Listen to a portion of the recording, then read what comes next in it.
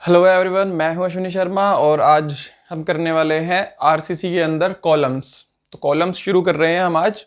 तो कॉलम के बारे में डिज़ाइनिंग करने से पहले हमें पता होना चाहिए कि कॉलम होता क्या है।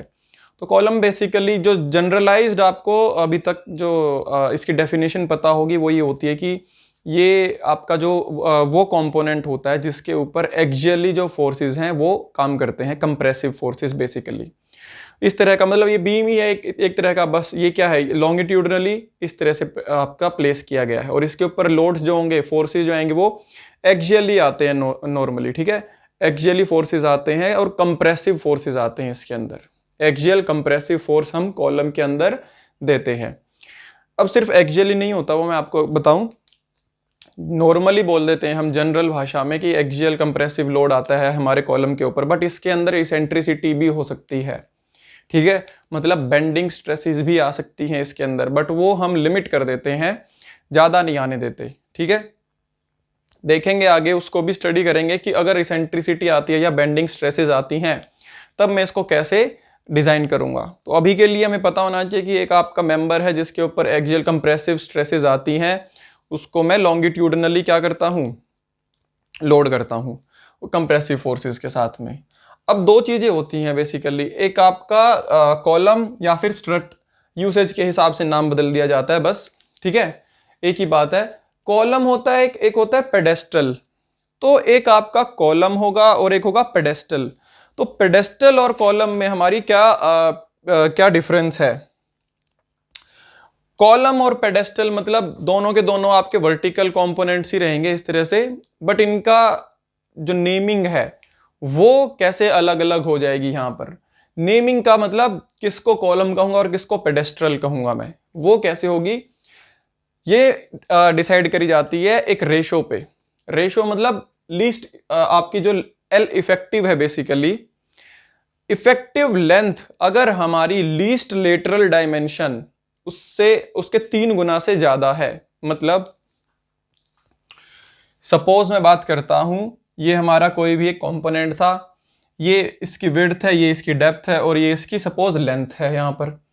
तो यहां पर लेंथ मेरी अगर है, सपोज ये हमारी एल नोट मैंने रिप्रेजेंट करी है, इसको अनसपोर्टेड लेंथ कहते हैं बेसिकली। तो वो चेक करेंगे अभी अनसपोर्टेड लेंथ क्या होता है, अभी जस्ट समझने के पर्पज से यही मान लो कि यही हमारी इफेक्टिव लेंथ है। ठीक है, निकाली जाएगी अदरवाइज एल इफेक्टिव सीक्वेंस में पूरा मेथड्स के थ्रू। अभी के लिए बट हमें समझना है बस, तो आइडिया लेना है। उसके लिए मान लो यही हमारी इफेक्टिव लेंथ है। तो जब मैं इस इफेक्टिव लेंथ को, इस पर्टिकुलर कंपोनेंट की इफेक्टिव लेंथ को इसकी लीस्ट लेटरल डायमेंशन से कंपेयर करूंगा, LLD। लीस्ट लेटरल डायमेंशन क्या होता है बेसिकली, नई टर्म आई है, अब हमें इसका भी पता होना चाहिए।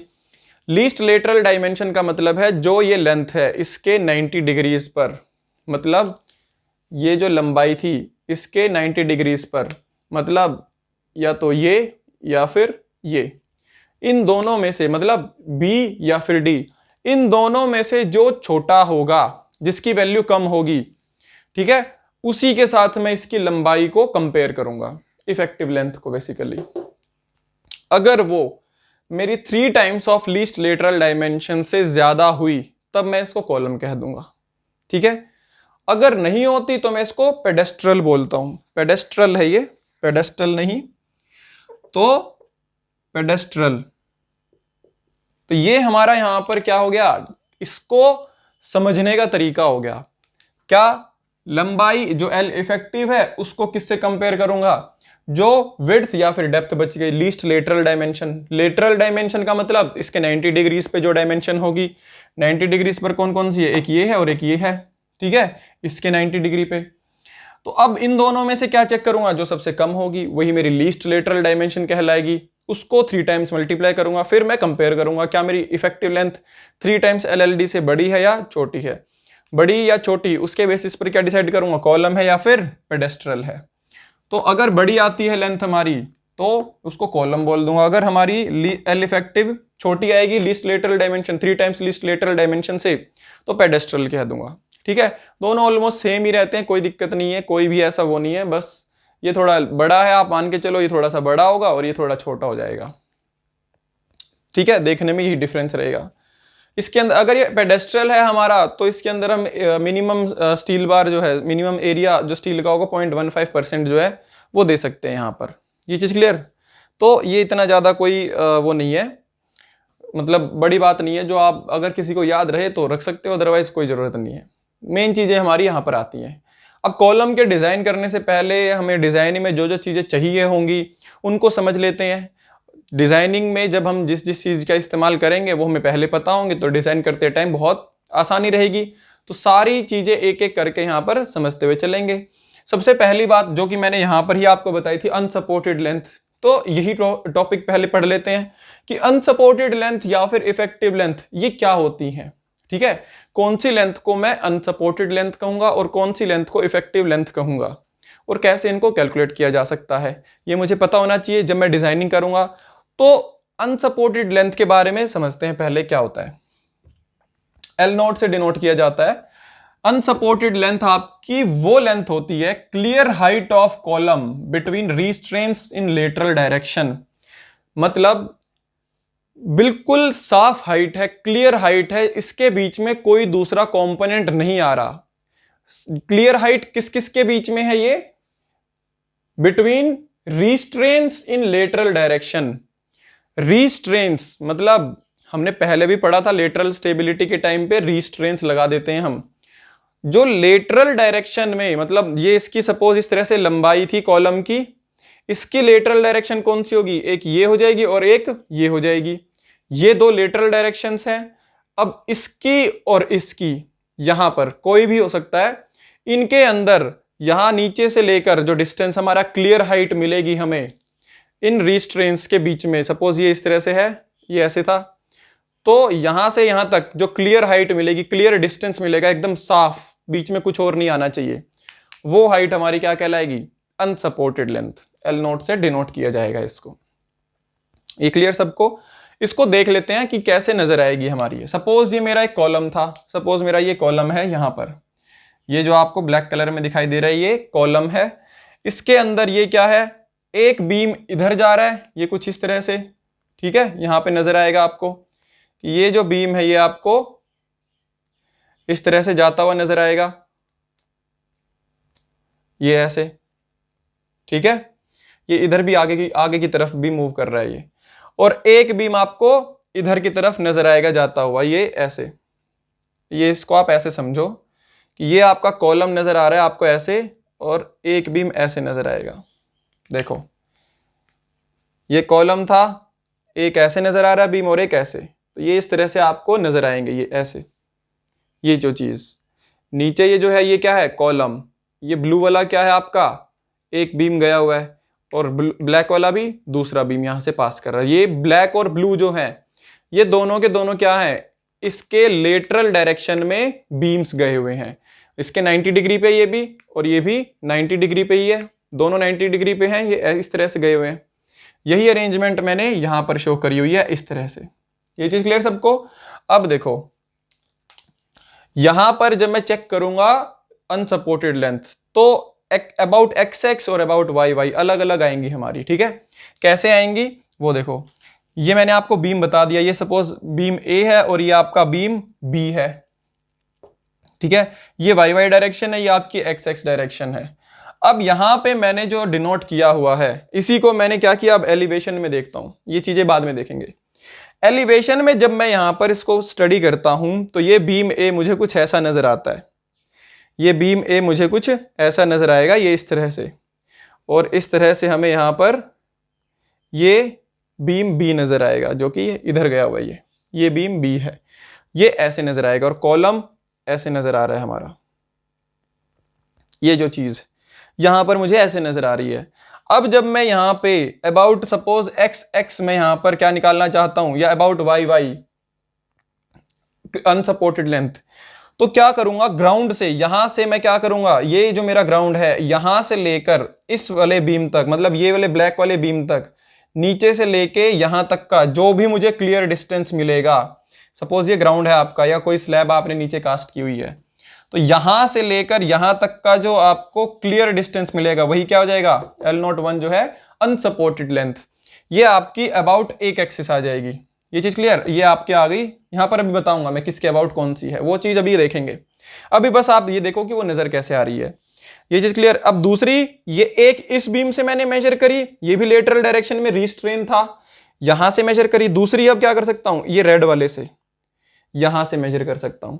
अब यहां से मेजर जब मैंने किया तो जो इसके नीचे जो यहां पर जो इमीडिएट आपको कोई भी यहां पर सपोज प्लिंथ बीम मिल सकता है, या कोई भी अगर आपका इस तरह से यहां पे ग्राउंड लेवल है, तो वहां से लेकर आप क्या करोगे, यहां तक का जो डिस्टेंस होगा इस बीम तक का, ये आपकी अनसपोर्टेड लेंथ हो जाएगी दूसरे बीम के लिए, दूसरी अबाउट दूसरी एक्सिस। अब कौन से एक्सिस में आपको कौन सी अनसपोर्टेड लेंथ मिलेगी वो देखो, LX नोट। LX नोट क्या हो जाएगी आपकी, ये यहां से चेक करेंगे अभी। Clear height of column below beam B, clear height of column below beam B, that is beam perpendicular to XX axis. मतलब अगर मुझे ये बोला है कि XX एक्सिस के अबाउट मेरे को क्लियर लेंथ बताओ, तो क्या करूंगा, इस एक्सिस के परपेंडिकुलर जो बीम गया होगा उस तक का जो डिस्टेंस होगा वो इस एक्सिस के अबाउट क्लियर अनसपोर्टेड लेंथ आ जाएगी या क्लियर लेंथ आ जाएगी। तो अबाउट XX अगर निकालना चाहता हूं, मतलब LX नोट, तो इसके परपेंडिकुलर जो बीम गया हुआ है, कौन सा बीम बी, इस तक का जो डिस्टेंस होगा ये यहां पर, वो LX नोट कहलाएगा, जो कि मैं यहां पर देख रहा हूं। ये कौन सा था, बीम बी, तो बीम बी तक का जो क्लियर डिस्टेंस है वो मेरा LX नोट कहलाएगा about XX axis. About YY axis अगर मैं देखूंगा तो इसके 90 डिग्री पे कौन सा बीम है, बीम A, तो इस तक का जो क्लियर डिस्टेंस होगा वो अनसपोर्टेड लेंथ कहलाएगा अबाउट YY एक्सिस। तो बीम A के अबाउट कौन सी आ जाएगी, यहां पर ये बीम A है, तो ये जो क्लियर डिस्टेंस हमें यहां पे दिखेगा ये L01 या LY0, इसको मैं नाम दे दूंगा। LY0 किसके अबाउट होगा, YY एक्सिस के। तो ये चीज यहां से बिल्कुल क्लियर हो जानी चाहिए आपको। क्लियर डिस्टेंस है कॉलम की below beam B, that is beam perpendicular to XX, इसको मैंने L02 नाम दे दिया। वो आप कोई भी नाम दे सकते हो, नेमिंग से कोई फर्क नहीं पड़ेगा, बस आपको LX नोट का मतलब पता होना चाहिए और LY नोट का मतलब ये beam perpendicular to YY axis, उस तक का जो क्लियर डिस्टेंस होगा वो हो जाएगा हमारा। तो अनसपोर्टेड या फिर क्लियर डिस्टेंस हम यहां पर देख चुके हैं। इसके बाद जो नेक्स्ट हमारी आती है यहां पर दूसरी क्या लेंथ थी, इफेक्टिव लेंथ। अब इफेक्टिव लेंथ हमारी कैसे होगी, इफेक्टिव लेंथ हमारी होती है K इंटू L0। हर एक स्ट्रक्चरल एलिमेंट के लिए हम इफेक्टिव लेंथ निकालते हैं, पहले बीम्स के लिए, स्लैब्स के लिए अलग अलग हमने निकालनी है क्राइटेरियाज के थ्रू। तो यहां पर भी कॉलम में हम इफेक्टिव लेंथ कैलकुलेट करेंगे, क्योंकि डिजाइनिंग में हम जनरली इन्हीं को यूज करते हैं। जो टोटल लेंथ, टोटल डेप्थ होती है, इस तरह के एलिमेंट्स हमारे हम डिजाइनिंग में यूज नहीं करते। कभी भी मैं पूरे स्ट्रक्चर को लेके नहीं चलता कि पूरा का पूरा जो है स्ट्रक्चर मेरा डिजाइनिंग में काम कर रहा होगा। ये चीज क्लियर। अब यहां पर देखो इफेक्टिव लेंथ, इफेक्टिव लेंथ जब मैं यहां पे कैलकुलेट करूंगा तो K into L0, unsupported length मैंने यहां से जो निकाल ली है वो इंटू उसका कुछ हिस्सा मेरा यहां पर काम करेगा इफेक्टिव लेंथ के रूप में। कितना हिस्सा, K टाइम्स। क्लियर, K की वैल्यू जो होगी वो क्या है, ये आपकी इफेक्टिव लेंथ कोफिशिएंट कहलाता है और ये टेबल से रीड करी जाती है, to be read from table 28। 28 नंबर टेबल जो है ये आपकी दी हुई है IS कोड के अंदर, वहां से आपको K की वैल्यू कोरस्पॉन्डिंग जैसा भी आपका कॉलम होगा उसके कोरस्पॉन्डिंग आपको वहां से वैल्यू लेनी है और यहाँ पे पुट करोगे तो आपको अनसपोर्टेड लेंथ के रेफरेंस से यहाँ पर इफेक्टिव लेंथ मिल जाएगी। ये चीज क्लियर। अब यहाँ पे ये जस्ट एग्जांपल के थ्रू बताया है कि अगर suppose effective length X axis के अबाउट निकालता हूं तो K1 into LX not, Y के निकालता हूं तो LEY equals to K2 into LY naught. ये चीज क्लियर, मतलब यहाँ से जो मैंने अनसपोर्टेड लेंथ निकाली है वो यहाँ पर यूज करूंगा। K1 K2 जो होंगे आप यहाँ से टेबल से चेक करोगे, उससे आपको इफेक्टिव लेंथ मिल जाएगी। टेबल के अंदर क्या है आपका, इस तरह के कुछ केसेस दिए हुए हैं टेबल के अंदर। आपको यहाँ पे जो टेबल नंबर 28 मैंने बताई है, ये आपको इस तरह के कुछ केसेस मिलेंगे। ये क्या बताएंगे, आपके कॉलम की अलग अलग कंडीशंस, एंड कंडीशंस, मतलब हमारा जो कॉलम मैंने प्रोवाइड किया हुआ है इसके एंड्स की कंडीशन कैसी है, फिक्स्ड है, पिन जॉइंट है, फ्री है या कैसा है, तो वो आपको यहां से पता चलेगा। बेसिकली हमारा कॉलम कैसा है वो मुझे चेक करना है, तो जो हमारा कॉलम होगा इनमें से जो भी कैटेगरी में आएगा उसके अकॉर्डिंगली मैं यहाँ से इफेक्टिव लेंथ यहाँ से चूज कर लूंगा। तो यहाँ से यूज कर लूंगा मैं किया के की वैल्यू क्या आएगी, बेसिकली इफेक्टिव लेंथ नहीं, बेसिकली ये हमें बताता है कि के की वैल्यू क्या है। क्लियर? तो के की वैल्यू है वही आप L0 से मल्टीप्लाई कर दोगे तो फैक्टर भी आपको पता चल गया और इफेक्टिव लेंथ भी। तो आप कोई भी चीज समझ सकते हो इससे, वैसे के की वैल्यू के लिए होता है। ठीक है, इफेक्टिव लेंथ भी हमें यहीं से मिल जाती है। बट अब इन्हीं केसेस को एक एक करके पढ़ते हैं कि हमें बताते क्या है या हमें समझने कैसे हैं ये केसेस जो दिए हुए हैं। इसके अंदर यहाँ पर एंड कंडीशंस दी हुई हैं कि आपके कॉलम की एंड कंडीशंस कैसी हैं। कुछ 7-8 6-7 केसेस यहाँ पर दिए हुए हैं हमारे अलग अलग कॉलम्स के लिए। सपोज पहला कॉलम में हमारा क्या है, यहां पर भी फिक्स सपोर्ट है और यहां पर भी क्या है, फिक्स्ड सपोर्ट है हमारी। तो फिक्स्ड सपोर्ट है तो इनको यहां पर इन्होंने HIP और RAR या HIP RAR इस तरह के नोटेशन से यहां पर रिप्रेजेंट किया हुआ है। इसका मतलब क्या है, HIP का मतलब है हेल्ड इन पोजीशन, उसको पोजीशन पे हेल्ड किया हुआ है, रोका हुआ है, पकड़ा हुआ है, हिलने नहीं दे रहा मैं। ठीक है, मूव नहीं करने दे रहा उसको, पोजीशन उसकी फिक्स कर दी मैंने, मतलब मूवमेंट नहीं कर सकता वो। और restrained against RAR means restrained against rotation, घूमने के लिए भी मैंने इसको रोक दिया। ये चीज क्लियर? ये सपोज यहां पर मैंने बोल दिया था कि हेल्ड इन पोजीशन, तो ये अपनी जगह से हिल नहीं सकता, ना तो ऊपर जा सकता और ना ही आगे पीछे मूव कर सकता, तो मैंने इसको पकड़ लिया यहां से। लेकिन ये इस कंडीशन में सपोज मैंने जॉइंट लगा दिया, पिन जॉइंट, तो ये घूम तो सकता था, इस तरह से आगे पीछे नहीं मूव कर सकता था। बट अब मैंने क्या किया, रिस्ट्रेन अगेंस्ट रोटेशन, रोटेशन के लिए भी इसको रोक दूंगा अगर, तो ये यहां से बिल्कुल फिक्स हो जाएगा ऐसे। अगर अब मैं रोटेट करना चाहूंगा तो रोटेट नहीं होगा, मतलब फिक्स सपोर्ट बन गई अब आपकी। ये जो आपकी एंड कंडीशंस हैं ये सपोर्ट को ही डिस्क्राइब करने के लिए लिखी गई है। आपकी जो सपोर्ट आपने जो दी है वो किस तरह से आपके कॉलम को रुकावट पैदा कर रही है, वही हमने यहाँ पे इनके टर्म्स में यहाँ पे रिप्रेजेंट किया है। ठीक है, दोनों सपोर्ट्स देखेंगे ऊपर और नीचे कैसी है, उसके हिसाब से हमारा जो केस होगा उससे हम यहाँ से के की वैल्यू कर लेंगे पता। तो देखो यार, यहाँ पे सपोज फर्स्ट केस मैंने बताया फिक्स सपोर्ट थी, फिक्स्ड में क्या है, ना तो आगे पीछे मूव करने देगा, ना ऊपर नीचे, और ना ही रोटेट करने देगा।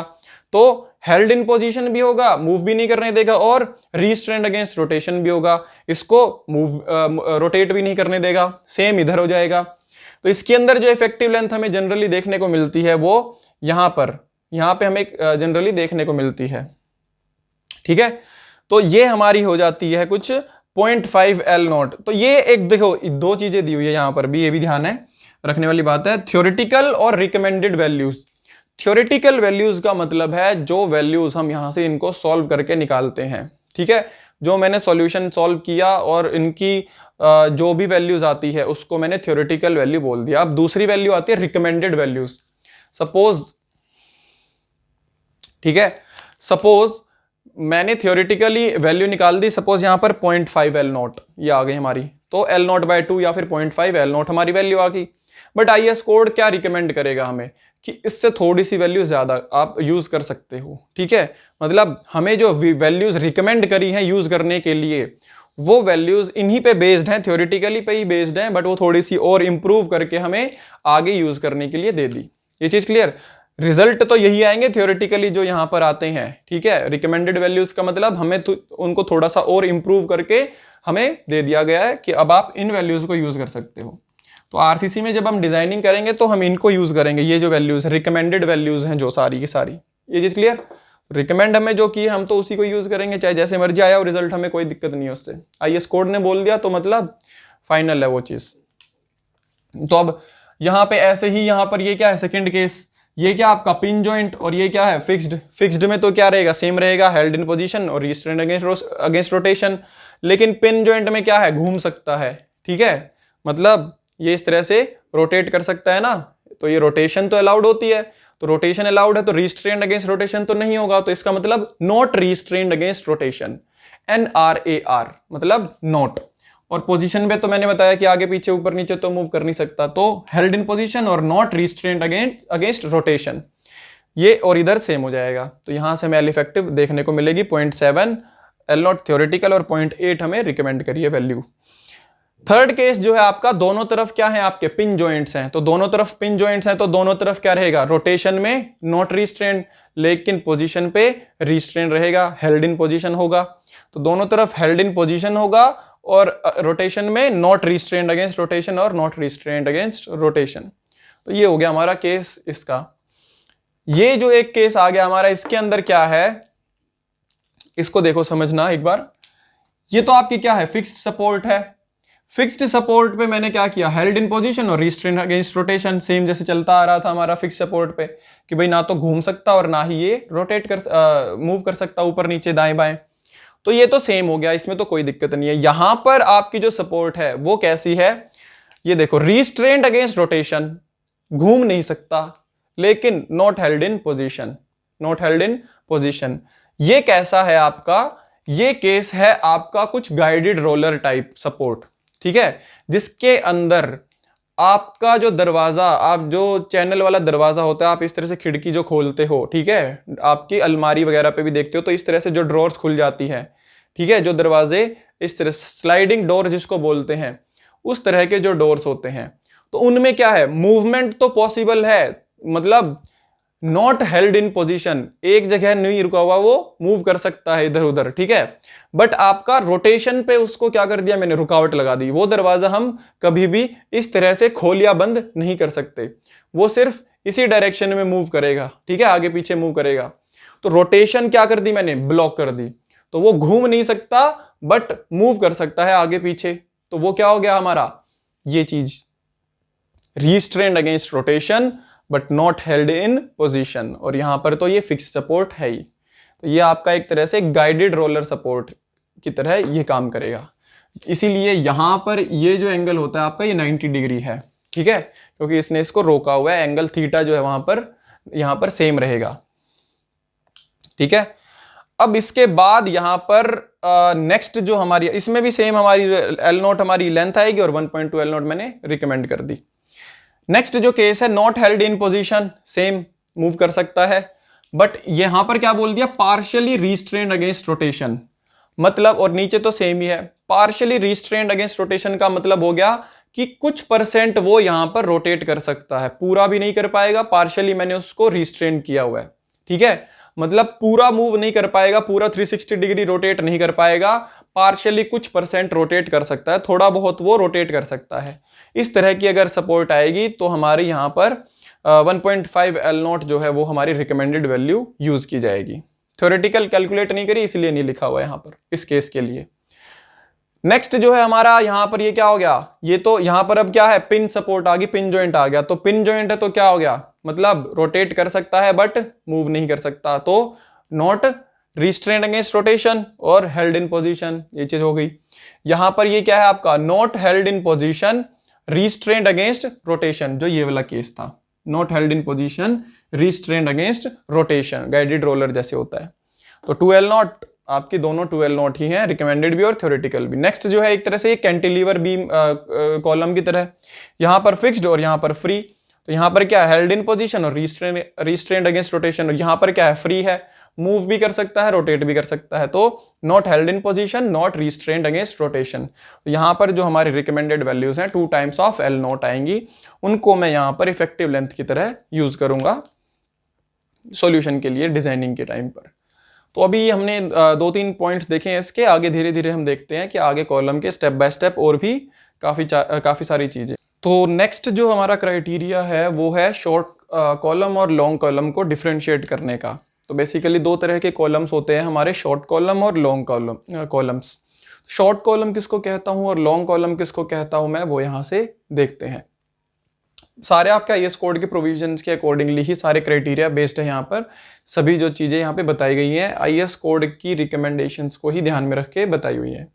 तो जो शॉर्ट कॉलम होगा बेसिकली उसको मैं शॉर्ट कब कहूँगा, या कॉलम को शॉर्ट और लॉन्ग की कैटेगरी में कब डिवाइड करूँगा, अगर एल इफेक्टिव मेरी, अगर मैं डिवाइड करूँ लीस्ट लेटरल डायमेंशन के साथ में, अगर ये हमारी लेस देन 12 आती है, अगर इन दोनों का जो रेशो है L effective upon least lateral dimension, मतलब या तो विड्थ या फिर डेप्थ, बी और डी, इन दोनों में से जो आपकी कम होगी वो मैं यहाँ पे पुट करूंगा और इन दोनों की रेशो चेक करूंगा। L effective upon least lateral dimension अगर 12 से कम आती है तो मेरा यहाँ पर शॉर्ट कॉलम कहलाएगा। अगर इससे ज़्यादा या इसके बराबर आएगी तो लॉन्ग कॉलम। तो ये आपका डिफरेंशिएशन हो गया दोनों के बीच में कि कॉलम को मैं लॉन्ग कॉलम डिज़ाइन करूँगा या शॉर्ट कॉलम।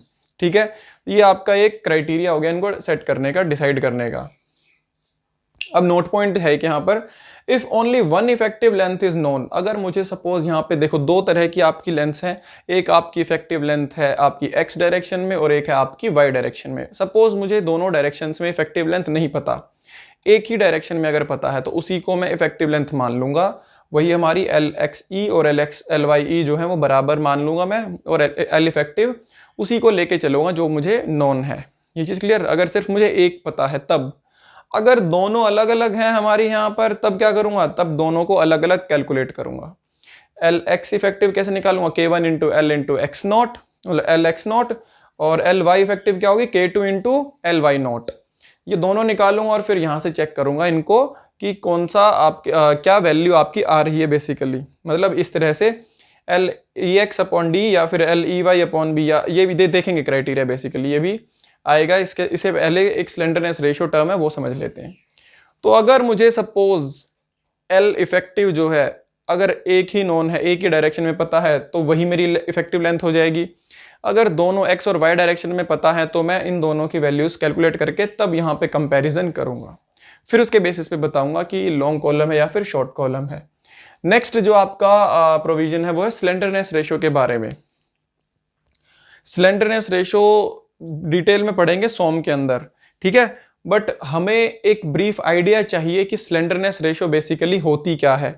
तो स्लेंडरनेस रेशियो जो होगी आपकी, उसको समझने के लिए एक आइडिया के लिए हम क्या मानते हैं, ये जनरली ये बताता है कि आपकी लंबाई जो है कॉलम की चौड़ाई और विड्थ से कितनी ज़्यादा बड़ी है। मतलब इतनी ज़्यादा ना हो जाए कि हमारा ये इस तरह से बक्कल हो जाए, ठीक है, जिस तरह से ये स्केल बक्कल हो रहा है उस तरह से हमारा कॉलम बक्कल ना कर जाए। इसीलिए इनके डायमेंशंस को मैं इस तरह से रेशो में डिवाइड करता हूँ ताकि ये इतनी मजबूत रहे कि ये इस तरह से बकलिंग ना शो करे। तो बाकी भी इसके मोमेंट ऑफ इनर्शिया में काफ़ी रोल होता है, बट वो डिटेल हम वहाँ पर पढ़ेंगे सॉम के अंदर अच्छे से डेप्थ में कि क्या होता है, क्या इसका रिजल्ट होता है, कैसे क्या होता है स्लेंडरनेस रेशो। यहाँ पर कैसे कैलकुलेट करते हैं हम, इसके अंदर हम effective length upon lateral dimension, suppose मैं अबाउट एक्स एक्सिस निकालना चाहता हूँ स्लेंडरनेस रेशो ऑफ कॉलम। ये मेरा कोई कॉलम है, ये एक्स एक्स एक्सिस है और ये वाई वाई एक्सिस है। अब मैं इसके अंदर क्या निकालना चाहता हूँ, स्लेंडरनेस रेशो। इसकी स्लेंडरनेस रेशो क्या आएगी, अबाउट एक्स एक्स एक्सिस में अगर निकालूँ अबाउट एक्स एक्स, तब मैं कैसे निकालूंगा, जो एल इफेक्टिव होगी एक्स एक्स के अबाउट अपॉन में जो इस एक्सिस की लेटरल डायमेंशन होगी। लेटरल डायमेंशन मतलब इसके परपेंडिकुलर। तो इस डायरेक्शन में इफेक्टिव लेंथ क्या होगी हमारी, L E x about X x. तो ये तो हो गई हमारी effective length about X x upon lateral dimension. इसके 90 डिग्री पे कौन सी डायमेंशन दिख रही है आपको, डी। बी जो है वो तो इसके साथ साथ ही है ना, तो पैरेलल है। तो लेटरल जो होगी वो ये इस डायरेक्शन में नजर आएगी 90 डिग्री पे, ये ऐसे। तो डी जो है आपकी यहाँ पे एक्स एक्स के लिए लेटरल डायमेंशन होगी, तो यहाँ पर डी आ जाएगा। तो जो स्लेंडरनेस रेशियो का फॉर्मूला बनेगा क्या बनेगा, एल ई एक्स अपॉन डी। इसके बाद ये मैंने बताया कि lateral dimension to X X क्या हो गया, डी होगी। एक्स एक्स एक्सिस के अबाउट अगर मैं लेटरल डायमेंशन देखूं तो वो डी होगी। तो स्लेंडरनेस रेशियो हमारी यहाँ पर एक्स एक्स के अबाउट ये आ जाएगी। अगर यही मैं कहाँ निकालूँ, अगर अबाउट वाई वाई निकालना चाहूँ कि दूसरी एक्सिस के अबाउट मैं स्लेंडरनेस रेशियोज की अगर चेक करना चाहूँ तो वो कैसे आएगी, उस डायरेक्शन में जो आपकी इफेक्टिव लेंथ होगी वो एल ई वाई अबाउट, ये आपका क्या हो गया about S S slenderness ratio about Y Y. तो एल इफेक्टिव वाई की डायरेक्शन में अपॉन इसकी जो लेटरल डायमेंशन होगी। अब वाई वाई एक्सिस के लेटरल कौन सी है, ये वाली, तो ये क्या है विड्थ, तो यहां पर बी आ गया। तो यहां पर आपके स्लेंडरनेस रेशियो आ गई। अब फॉर शॉर्ट कॉलम अगर मैं बात करूं, जो कि मैं यहां पे मैंने स्किप कर दिया था, अभी बताया था आपको कि करेंगे बात। अगर शॉर्ट कॉलम की बात करता हूं तो शॉर्ट कॉलम कहने के लिए एल ई एक्स अपॉन डी और L E Y upon b, मतलब ये जो दोनों स्लेंडरनेस रेशियो की वैल्यूज यहां से मैंने कैलकुलेट करी हैं, ये दोनों की दोनों हमारी लेस देन 12 आनी चाहिए। ऐसा नहीं है कि एक सपोज कम आ गई और एक ज्यादा आ गई, ऐसा नहीं चलेगा। दोनों की वैल्यूज हमारी 12 से कम होनी चाहिए, तभी मैं उसको शॉर्ट कॉलम कहूंगा। और लॉन्ग कॉलम कहने के लिए क्या होना चाहिए, LEX/D या फिर LEY/B, इन दोनों में से कोई एक वैल्यू भी अगर 12 के बराबर या 12 से बड़ी हो जाती है तब मैं उसको लॉन्ग कॉलम की कैटेगरी में डिवाइड कर देता हूं। तो यहां से ये जो क्राइटेरिया है लॉन्ग और शॉर्ट कॉलम का वो कंप्लीट हो जाएगा कि अगर आपके पास दोनों, अगर आपके पास ये इफेक्टिव लेंथ अवेलेबल हैं तब आप कैसे उसको कैटेगराइज करोगे लॉन्ग और शॉर्ट कॉलम में। तो ये बेसिकली आपका फुल क्राइटेरिया हो जाएगा लॉन्ग और शॉर्ट कॉलम को कैटेगराइज करने के लिए। इसके बाद अब आपको जरूरत पड़ती है आगे डिजाइनिंग करते टाइम मेजर एक्सिस और माइनर एक्सिस। मेजर एक्सिस और माइनर एक्सिस क्या होती हैं आपकी? मेजर एक्सिस उसको बोला जाता है जिस एक्सिस के अबाउट आपका मूवमेंट ऑफ इनर्शिया सबसे ज्यादा होता है। ठीक है, मूवमेंट ऑफ इनर्शिया मैंने आपको बताया था पहले भी कि मूवमेंट ऑफ इनर्शिया बेसिकली हमारा रेजिस्टेंस अगेंस्ट रोटेशन होता है, कि मैं उस एक्सिस के अबाउट उसको घुमाना चाहता हूं बट हमारी बॉडी रेजिस्टेंस शो कर रही है, नहीं घूम नहीं रही। ठीक है, ये बेसिक मतलब होता है हमारे मूवमेंट ऑफ इनर्शिया का। क्लियर? अब मूवमेंट ऑफ इनर्शिया हम निकालते हैं जब, तो दोनों एक्सिस के अबाउट कैलकुलेट करूंगा। जिस भी एक्सिस के अबाउट मेरा मूवमेंट ऑफ इनर्शिया ज्यादा आ जाएगा उसी एक्सिस के अबाउट मैं उसको क्या कह दूंगा, मेजर एक्सिस होगी वही एक्सिस। मूवमेंट ऑफ इनर्शिया की वैल्यू जिस एक्सिस के अबाउट ज्यादा होगी वही एक्सिस बड़ी मानी जाएगी और दूसरी छोटी मानी जाएगी। सपोज ये मेरा कॉलम है, यहां पर ये एक्स एक्स और ये वाई वाई। अगर मैं एक्स एक्स के अबाउट मूवमेंट ऑफ इनर्शिया निकालता हूं तो हमें इसका रेक्टेंगल का मूवमेंट ऑफ इनर्शिया पता है। एक्स एक्स के अबाउट क्या होगा, BD³/12, ये हमारा यहाँ पे मूवमेंट ऑफ इनर्शिया आ जाएगा। अब यहाँ पे वाई वाई के अबाउट निकालता हूं तो वो क्या आ जाएगा, DB³/12। देखो, जिसको अगर कंफ्यूजन होती है कि BD³ और DB³ कौन से वाले में करूंगा, तो आप इसको बिल्कुल बेसिक तरीके से समझने की कोशिश करो। आसान सा तरीका है, जिस भी एक्सिस के अबाउट निकाल रहे हो वो एक्सिस जिस भी लेंथ को काट रही है उसी का क्यूब कर दो। सपोज मैंने एक्स एक्स के अबाउट निकाला तो एक्स एक्स ने किसको काट दिया, इस वाली लेंथ को। ये कौन सी थी, D, तो D का क्यूब हो गया, तो BD³/12। वाई वाई के अबाउट निकाल रहा हूं यहां पर, तो ये किसको काट रही थी, B को, तो B का क्यूब कर दिया, तो DB³/12। ठीक है, छोटी सी ट्रिक है, अब याद रहेगी, भूलोगे नहीं इसको। मेजर एक्सिस अब मैंने बताया था आपको कि जो वो होगी जो कि मूवमेंट ऑफ इनर्शिया जिसके अबाउट मैक्सिमम होगा। अब यहां पे मुझे डायमेंशंस नहीं पता, बट मैं मान लेता हूं सपोज जो आपकी डेप्थ है वो सपोज विड्थ से बड़ी है।